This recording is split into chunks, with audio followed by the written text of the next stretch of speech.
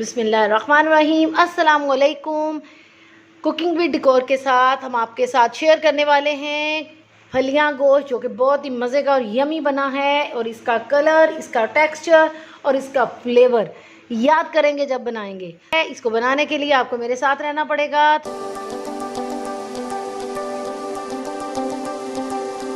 तो फलियां मैंने 1.25 किलो ली थी, जो निकाल के ना तकरीबन 1 किलो से थोड़ी कम रह गई होंगी। अक्सर जो है ना वो फलियों का कलर ना ब्लैक हो जाता है, तो इसमें जो ट्रिक एंड टिप्स हैं वो मैं आपको बताऊंगी। 1 किलो गोश्त है और ये मिक्स जो है ना मटन है।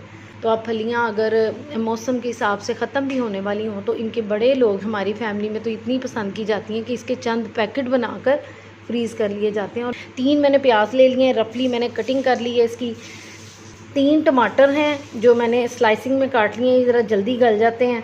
और 3-4 आप ग्रीन चिलीज डाल दें, अपने फ्लेवर के हिसाब से डाल लें। एक पूरा जो लहसुन की गुठी होती है वो है, और साथ 1.5 टेबल स्पून मैं अदरक का डाल रही हूँ।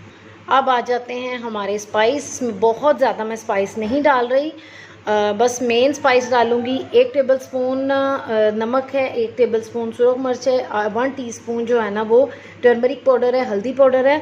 उसके साथ 1 टेबल स्पून भर के जो है ना वो धनिया पाउडर है, ये भुना और कुटा हुआ है, और ये जो है ना बहुत बारीक नहीं है।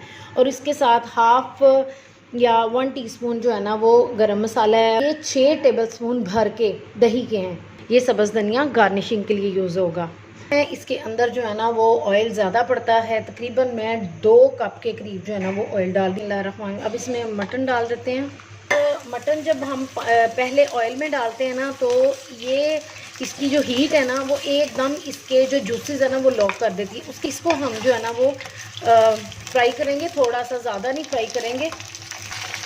ये देखें, इसका फ़ौरन जो है ना वो कलर थोड़ा चेंज हो जाता है। इसका पिंक कलर जो होता है ओरिजिनल, और ये लाइट सा हो जाता है। ठीक है, ये जो है ना ये तकरीबन इसके जूसेस तो लॉक हो गए हैं, सिर्फ हमने 3 से 4 मिनट इसको फ्राई किया है। अब इसके अंदर ना मैं ये गार्लिक डाल रही हूँ, इसको मैंने पीस ली है। बिस्मिल्लाहिर्रहमानिर्रहीम।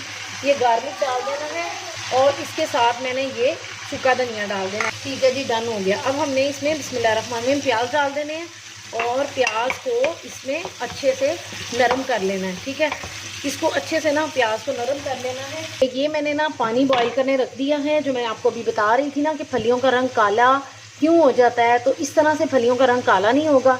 प्याज हमारा नरम हो गया है। बिस्मिल्लाहिर्रहमानिर्रहीम। अब हम इसमें ना टमाटर डाल देते हैं, उसके बाद इस पर ढक्कन दे देते हैं ताकि टमाटर जो है ना वो नरम हो जाए। दूसरी तरफ ये पानी हमारा अच्छी तरह बॉयल हो गया है। बिस्मिल्लाहिर्रहमानिर्रहीम। इसमें हम ना फलियाँ डाल देते हैं। ठीक है, अच्छा, अब इसके 2-3 बॉयल आएंगे तो हम इसको उतार लेंगे।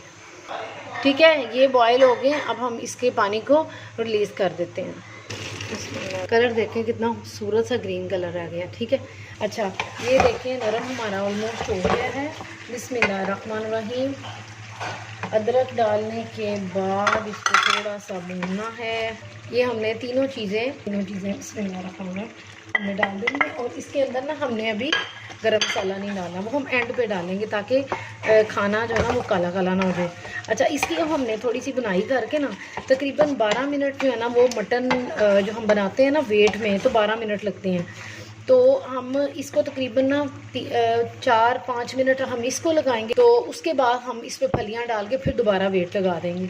तो अब मैं यूँ करने लगी हूँ, इसी के पानी में जितना इसके अंदर अभी पानी है ना, इसी के अंदर इसको वेट लगा लेती हूँ। ठीक है, अब मैं वेट लगाने के बाद दोबारा लेके आती हूँ इसको। जी, ये देखें, ये अच्छी तरह जो है ना ये बुनाई हो गई है। इसका तकरीबन पानी शानी भी जो है ना वो सूख गया है। तो अभी इस स्टेज पे जो है ना वो हम ना दही डाल देंगे। बिस्मिल्लाहिर्रहमानिर्रहीम। और इसको जो है ना वो पका लेंगे। अब इसको जो है ना वो अच्छी तरह हम पका लेते हैं, बुनाई करके मैं आपको फिर वीडियो में दिखाती हूँ। ओके, बुनाई हमारी हो गई है। इतनी प्यारी प्यारी जो आवाज़ आ रही है ना, ये देखें, ये बुनाई की जो टिपिकल आवाज़ होती है ना वो हो रही है। अब ना हमने इस स्टेज पे जो है ना वो थोड़ी सी आधी हरी मिर्चें हम यहाँ डाल देंगे, और आधी जो है ना हम डालेंगे जब हम डन कर लेंगे खाना। ठीक है, बिस्मिल्लाहिर्रहमानिर्रहीम। अब हमने ना फलियाँ डाल देंगी हैं।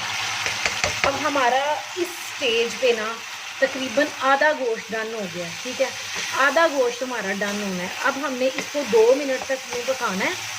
तो मैं इसको जो है ना वेट लगाऊंगी, तो मैं सिर्फ इसको ना 5 मिनट के लिए वेट लगाऊंगी, उसमें मेरा मटन भी डन हो जाएगा और फलियाँ भी डन होंगी। फिर इसको मैं तकरीबन 10 मिनट के लिए ना दम लगाऊंगी, ठीक है। उससे जो है ना इसका अरोमा बहुत अच्छा निकलता है। अच्छा, 1 कप के करीब मैं इसमें पानी डालने लगी हूँ और इसी 1 कप के अंदर जो है ना वो बाद में मैं इसको दम लगाऊंगी। बिस्मिल्लाहिर्रहमानिर्रहीम, ठीक है। चलें जी, अब मैं इसको वेट लगाने लगी। वेट लगाने के बाद मिलते हैं। ओके, प्रेशर कुकर से हमने इसको निकाल लिया है। इसकी शक्ल देखें, इसका कलर चलर करीब करके मैं आपको दिखा देती हूँ। ये बिल्कुल ग्रीन सा प्यारा सा, ठीक है, बिल्कुल वो काला काला नहीं हुआ, ठीक है। अब मैंने ना ये जो इसका वाटर ना इतने ना थोड़ा थोड़ा सा जो भी बबलिंग में है, ज़्यादा ऑयल है निकल आया है, तो इसी वाटर में मैंने ना इसको करीब 7-8 मिनट तक ना या 10 मिनट तक दम पे लगाना है। इससे इसका अरोमा बहुत ही ज़बरदस्त निकलेगा।